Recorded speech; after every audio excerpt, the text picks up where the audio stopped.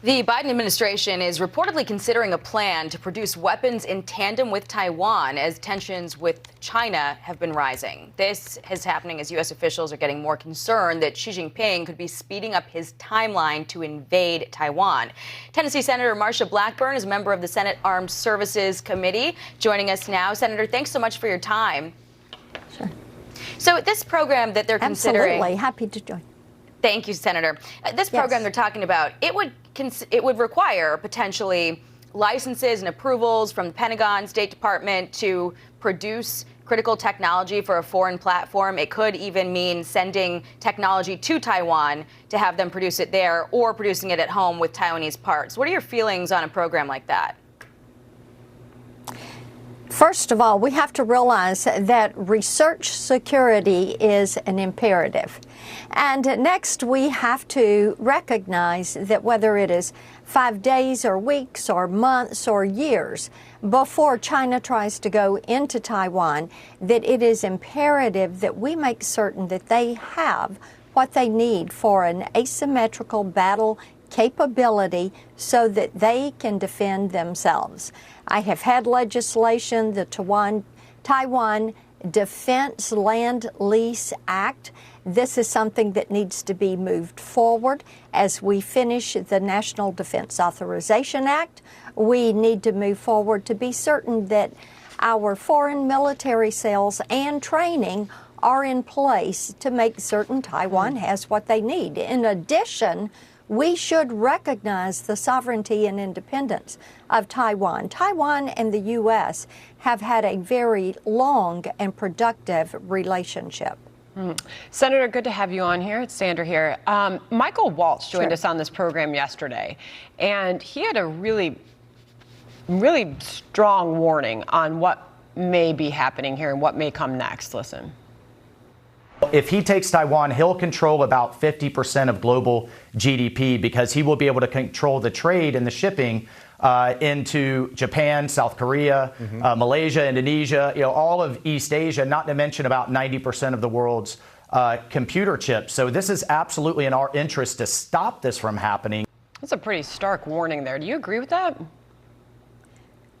I do agree with what he is saying. When you look at Taiwan and the computer chip, the microprocessor production that is done there, they are primary to the U.S. for appliances, for automobiles, for other pieces of equipment. Taiwan is a trusted partner.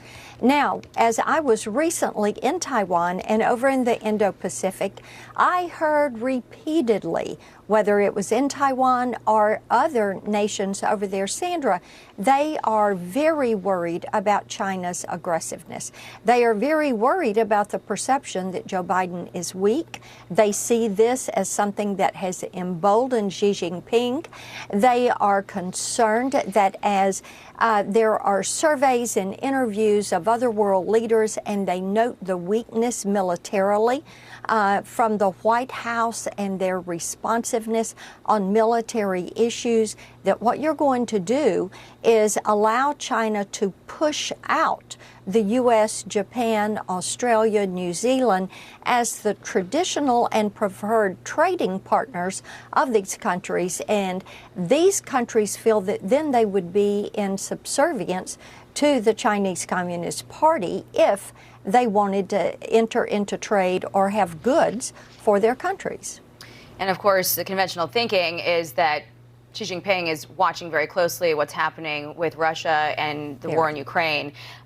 John Kirby warned this week that we're now seeing evidence that Iran is not just supplying drones, but they've got boots on the ground in Crimea, helping Russia to fight this war, including members of the IRGC, which the U.S. recognizes as a terror group. And yet, the U.S. is still trying to pursue a nuclear deal with Iran. Although Kirby did say, the diplomacy's looking shaky right now, should we still be trying? It is ridiculous, and it is dangerous, and it is frustrating to see the White House insist that they can go back into Iran nuclear deal. And Jacqui, it was a year ago that I sent a letter over to the White House warning that Putin was getting ready to go into Ukraine. He was amassing troops. You could see he was telegraphing what he was looking to do. He has now seen it wasn't a 3-day event, which he predicted. It is now coming up on many months and close to a year. But here is the thing. Russia had to call in mercenaries from Wagner into Bucha, and you see what happened there. Putin ended up pulling them out. I'm sure he thought he was going to be tagged with war crimes, which he should be, in my opinion. And then you see that he's teaming up with one of his new axis of evil partners, Iran, and he is saying, help us with this. Let's get these drones in here. And now we're hearing that once again, he is calling for boots on the ground because he does not have the strength, the numbers, the equipment, the weaponry to carry out this war. Senator, good to have you on. General Keane, by the way, joined us on this program yesterday, and he said on the dangers, if we don't hammer the Iranians, the next step, he says, is ballistic missiles from Iran to Russia. Senator, really appreciate your time today. Thank you very much, and good to see you. You got it. Thank you.